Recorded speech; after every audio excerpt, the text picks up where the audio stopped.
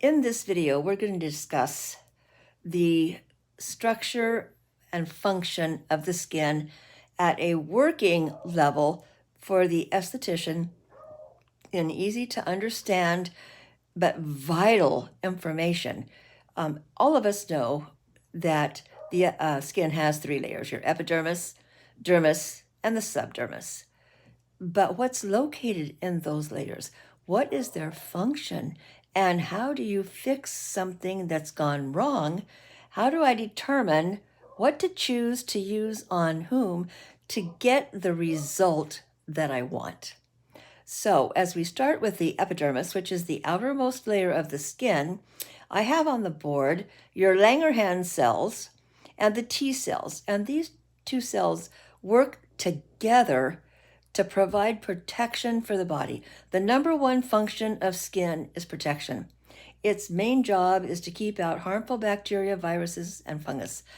And when you get a cut in your skin, it allows the bacteria to enter. Sometimes it gets infected, and those cuts have to be taken care of.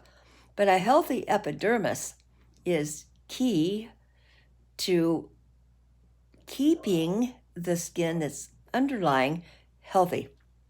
The Langerhans cells, like I said, the number one job is to fight infection. So now here we have chemical exfoliants and microdermabrasion.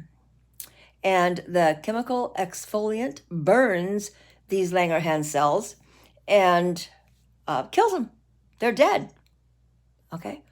And the microderm scratches them off and sucks them away.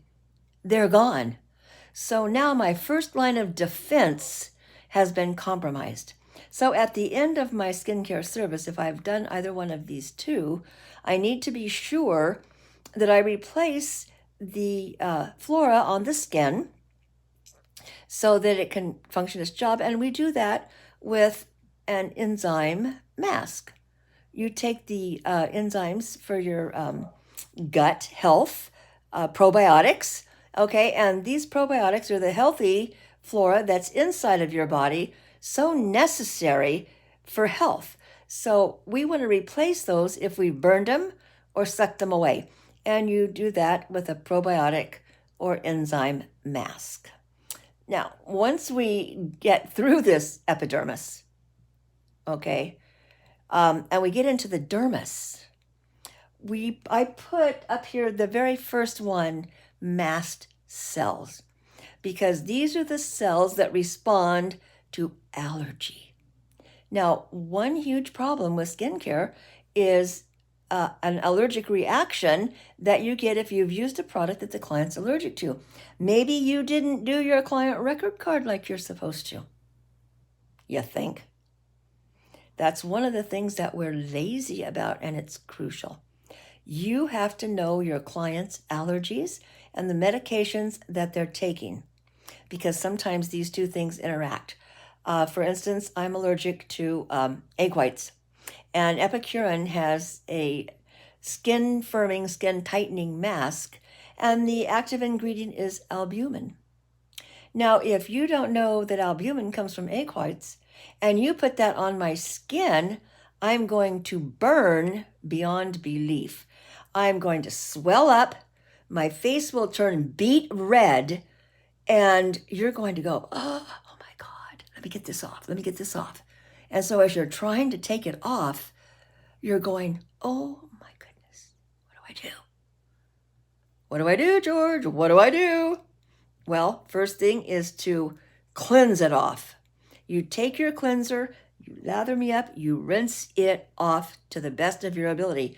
Of course, remembering I've probably absorbed it because you did some method of exfoliation so that products could get into my dermis.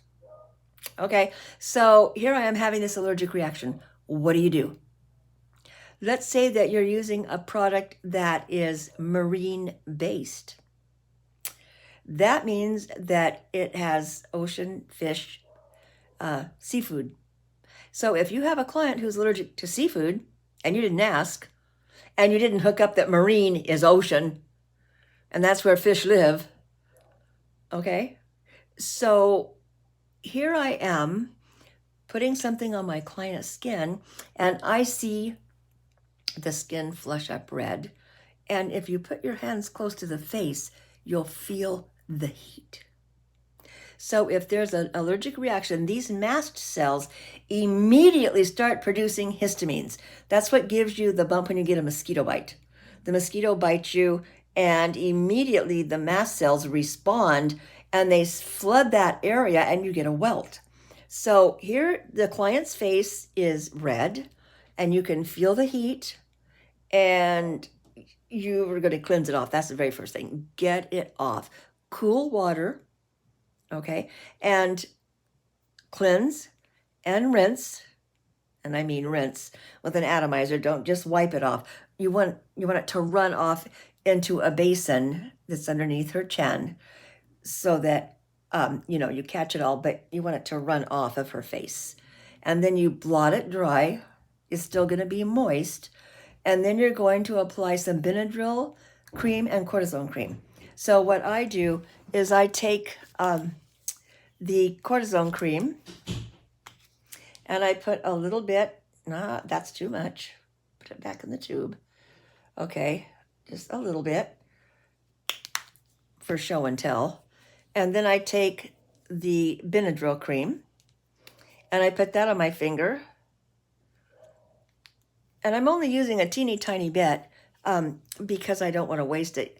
Obviously, you're going to use a whole lot more, probably the size of a baby chocolate chip of each. And then you rub them together so that they're mixed together. And then you apply them to the allergy. Now, for me, it would be my eyelids, okay? So I put the cream on my eyelids, and that's where my allergies are mostly concentrated. And for your client, all over the whole face. You're going to put a fine film on there, and then you're going to take the high frequency unit, and you're going to use the argon gas, and you're going to give a light over the face, okay, to help soothe. And then you're going to come in with the green LED light. And you're going to flood the face with this. The antihistamine is Benadryl, and an anti-inflammatory is the cortisone cream. So as I've mixed these two together and I get this film all over her face, and I take my high frequency unit, I should see immediate improvement. And it will stop the mast cells from producing the histamine. That's why anti means against the histamine that the mast cells are producing. So your number one thing is always have your cortisone cream and your Benadryl cream, in your supplies. It doesn't hurt to have them on the table.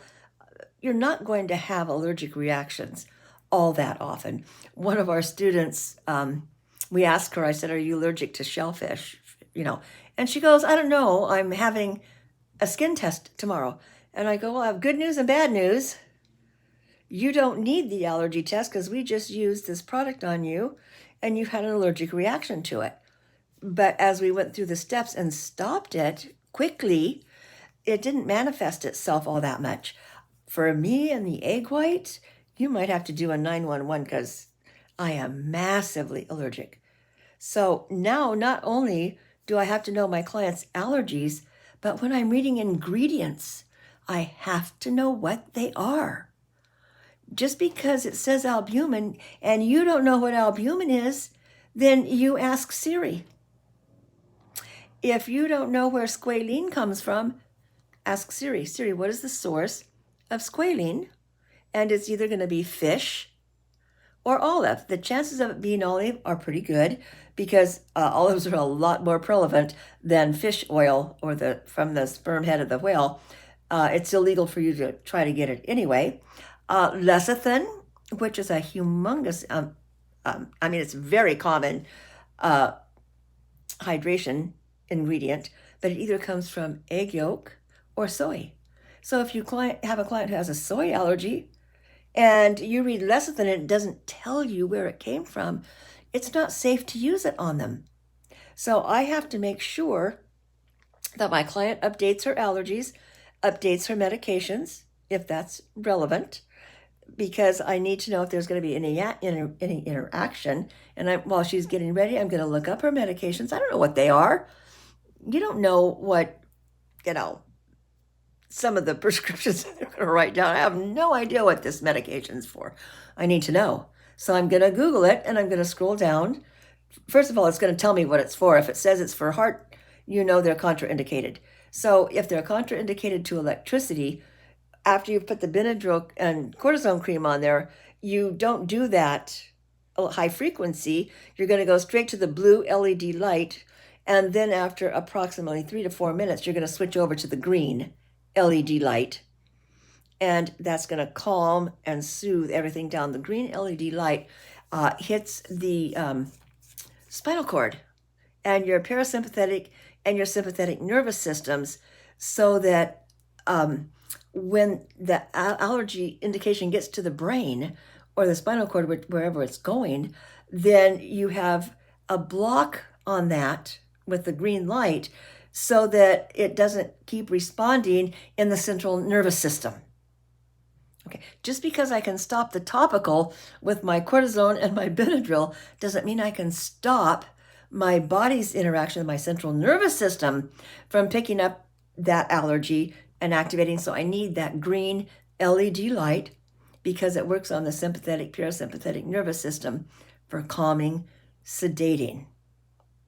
So chances are that's going to fix any little tiny problem that you're going to come across in a salon. You're not going to see major, because first of all, somebody like me, I'm going to ask you, what are you putting on me? We need to discuss the products that we're going to use with a client who has allergies and medications. You discuss it with them before you start, so that the client can see. Now, a lot of times you have clients who are lactose intolerant. A lot of people, now I'm one of them too, but lactose intolerant, what does that mean? It means that I can't have dairy. So when I'm reading the ingredients and I see lactic acid, where do you think that came from? Lactic? Yeah, from dairy. Stearic acid also comes from dairy.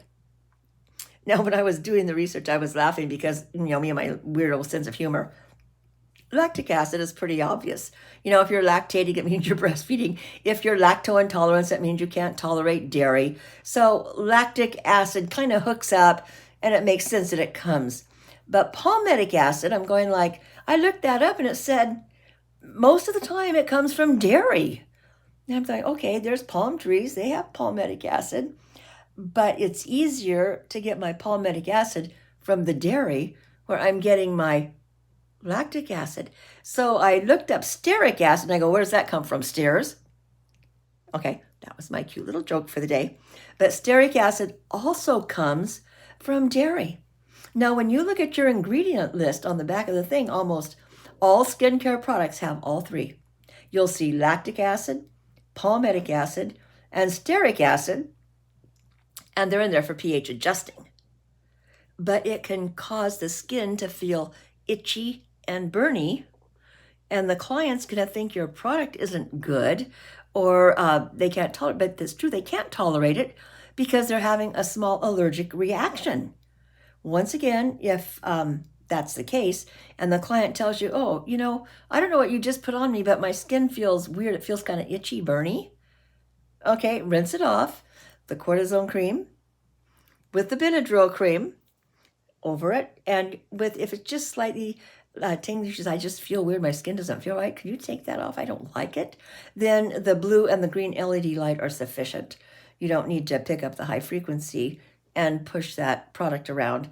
But you do need the blue and the green LED light for that itchy, burny feeling. And you're going like, that's weird. Or they might even say, I've used it before, it hasn't happened. But allergies come and allergies go. Allergies can be exacerbated by stress. So if your client, let's say she had a really stressful time getting to the salon, the freeway was jacked up and she was running a little bit late, and she's like going, oh my God, man, her heart's palpitating, and I'm going to be late. And you know how we get. Okay, we get all up in our stuff And sometimes we create panic attacks. And so she's coming in, and if that's the case, and there's a slight allergy, it's going to exacerbate it. It's going to make it flare up when normally it would not have happened. So there's a whole lot of little things. My cycle can interfere with my allergy. Okay, so I'm not going to know all this from this client, but this is what you do if those mast cells get aggravated, start producing histamines that create a red flush, a heat feeling, a burning, tingly feeling sensation. So now you know exactly what to do. Rinse it off, Benadryl-cortisone combination, put it on, maybe the high frequency if it's severe, and then the blue and the green, or just the blue and the green LED light. You may be able to continue the service, or you may have to stop.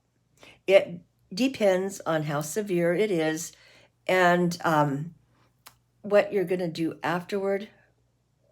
In other words, this would not be the time, to do an alpha or beta chemical exfoliant. Not a good idea. So once again, those are judgment calls that you have to make on an individual basis. Now, when you look up here, you see your fibroblast cells.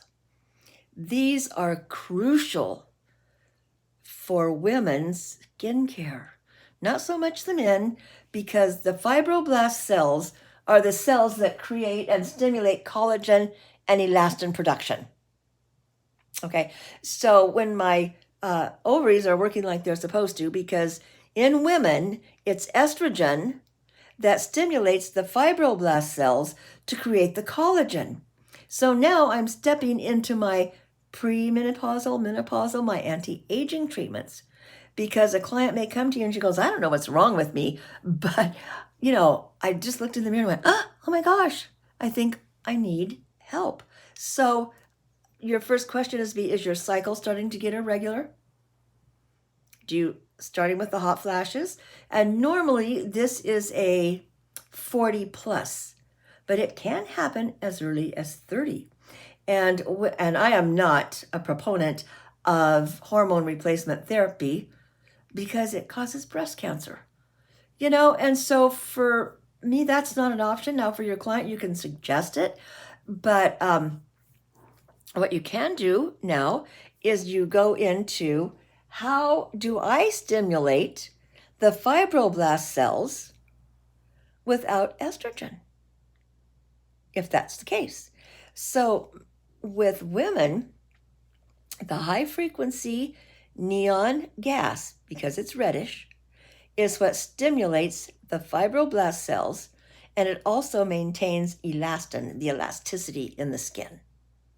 It's going to produce collagen.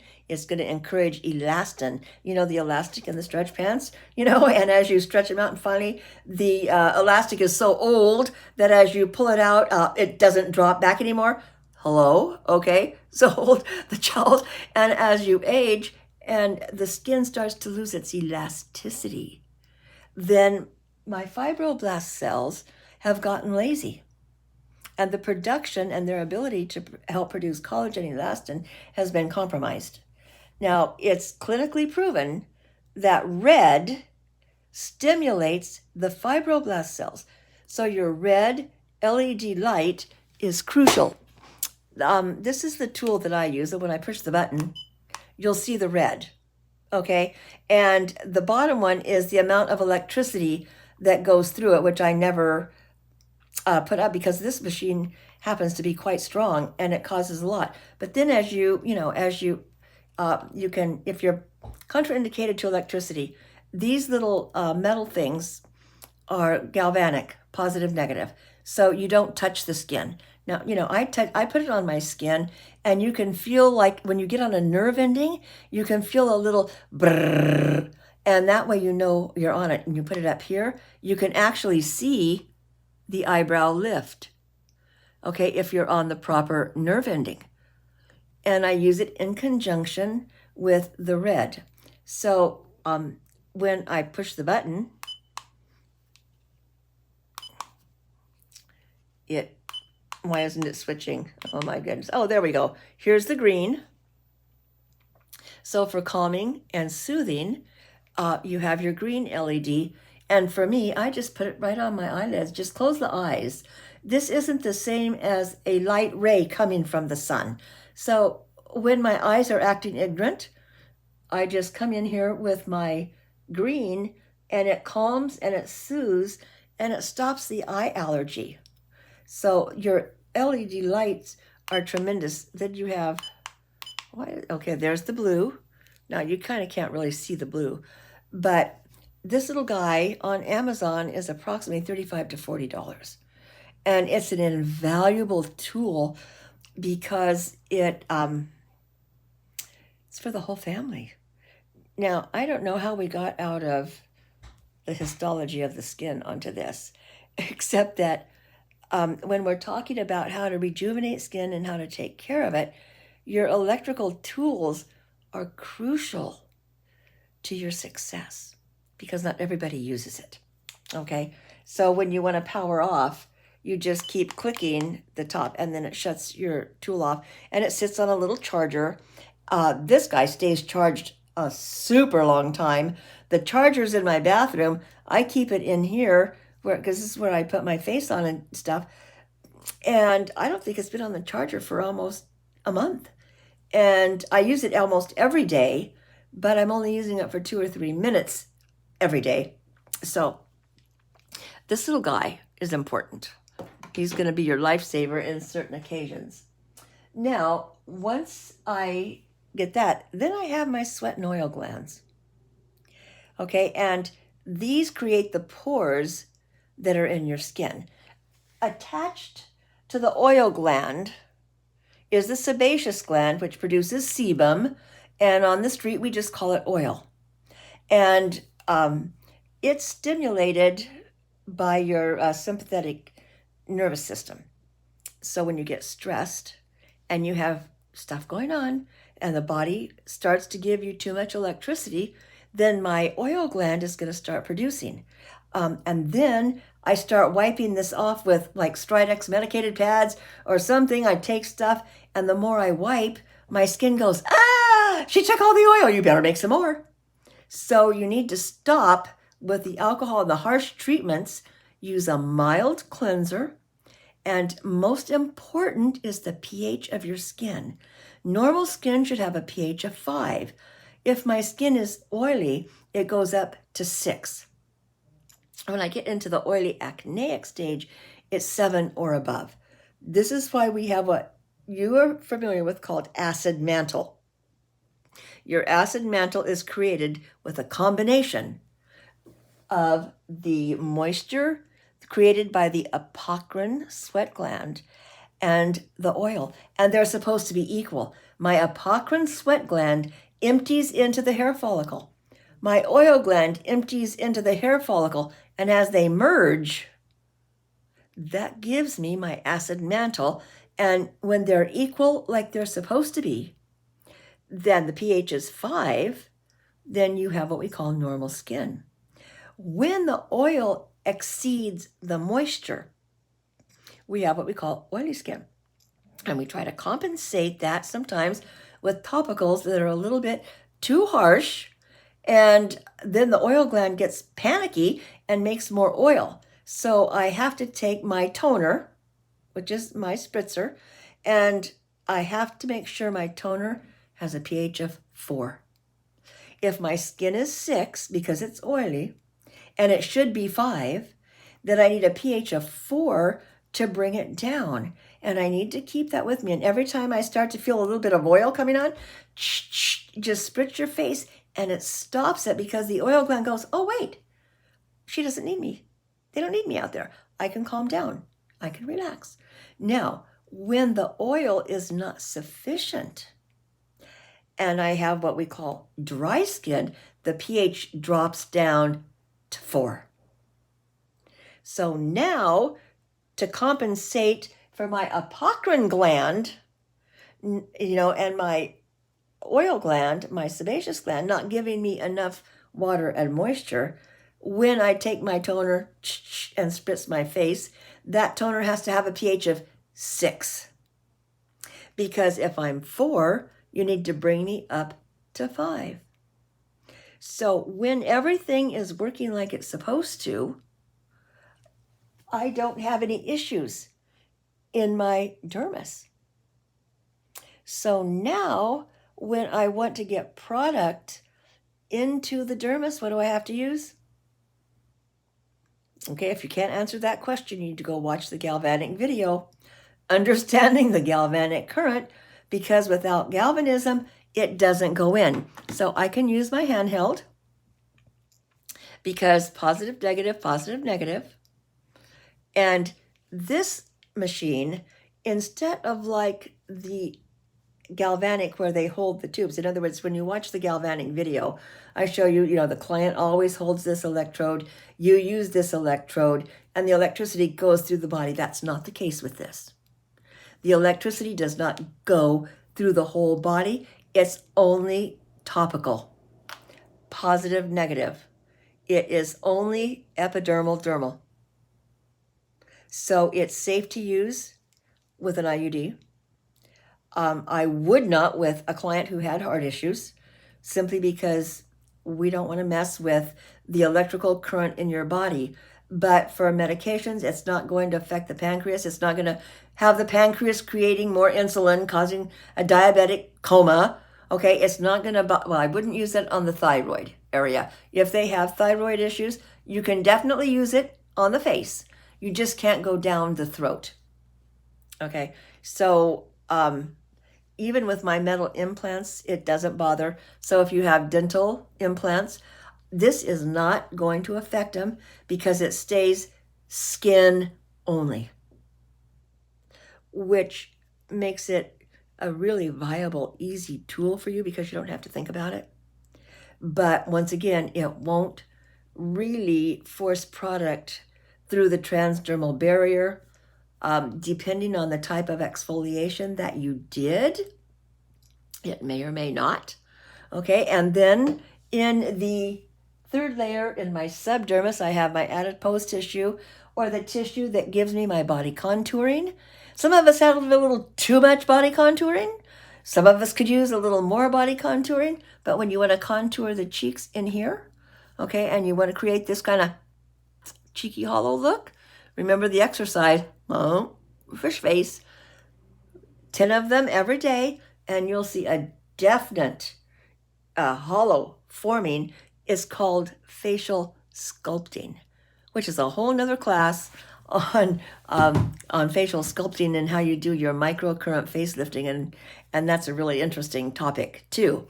But for my subdermis, where this comes into play is this is the beginning of skin. So if I don't eat right, if I don't get enough rest, if I don't have enough water in my system, then I'm not going to have a healthy subdermis. If I don't have a healthy subdermis, I'm not going to have a healthy dermis or an epidermis. So when clients say, what do you recommend? You start with diet. If it doesn't go in, it can't come out and go on. So I need to make sure that my body has proper nutrition. That's key in skincare. Now, you have to call your client to accountability. She thinks you are a magician. I've come in and you say, okay, the microderm and the chemical exfoliant helps reduce fine lines and wrinkles. She heard take them away. She didn't hear reduce.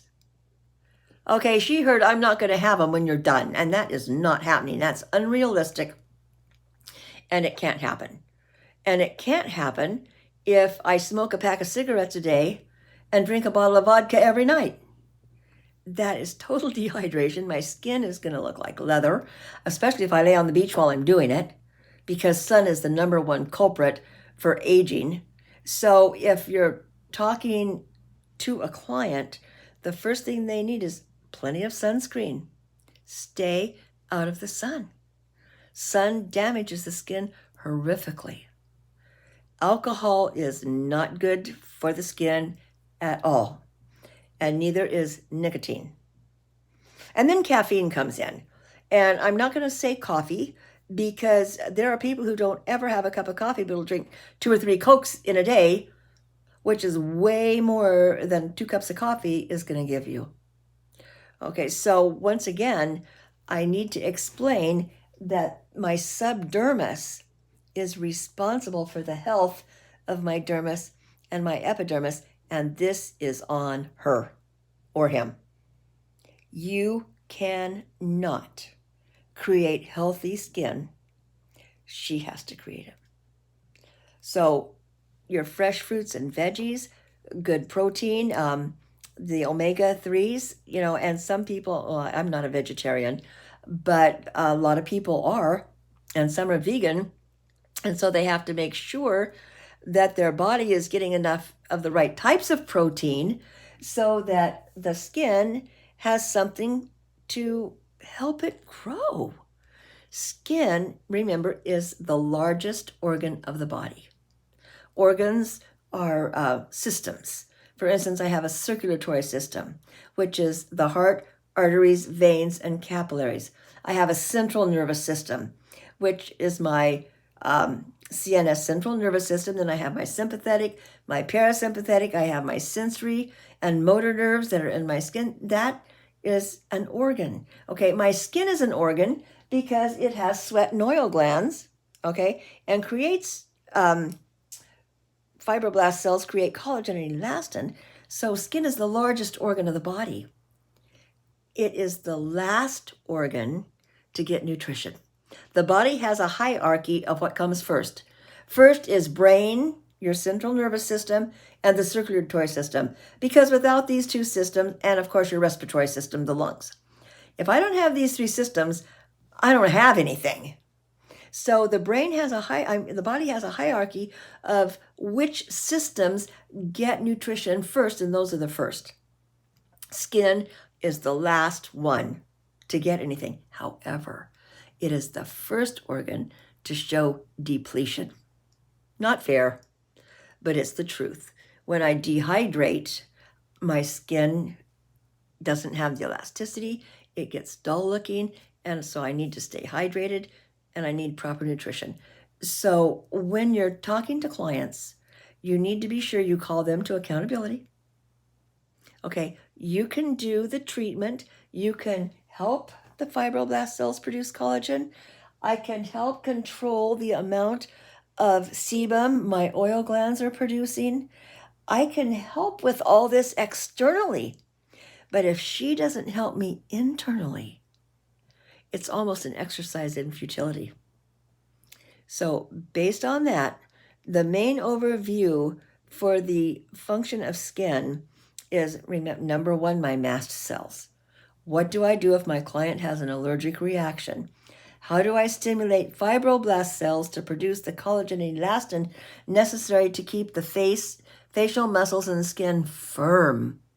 Okay? And then how do I stimulate or calm down the sweat and oil glands so that they work equally together to create my acid mantle? And when I have too much oil, remember, it's my skin freshener with a pH of 4 to bring it down to 5. If I have dry skin and I'm 4, it's my toner with a pH of 6 to bring it up. So 1 bottle of toner can't be used on everybody all the time. So knowing that, now that I have looked at understand the histology of the skin, now I need to look into my client's lifestyle. I need to do my client record cards so that I know the medications, the allergies, but I also need to know her lifestyle. Okay, if I'm a smoker and a drinker, and a caffeine drinker, and a sun worshiper, you can't hydrate me. I'll look okay for 2 or 3 days, and I'm right back. So calling client accountability is crucial. Now, in other videos, like for instance, when we do acne treatments, we'll be discussing the oil and the sweat glands more in detail. When we do anti-aging, we go more into the fibroblast and the collagen stimulation, etc. So understanding how the skin functions is crucial so that you know what to choose, to use on who, to get the right result.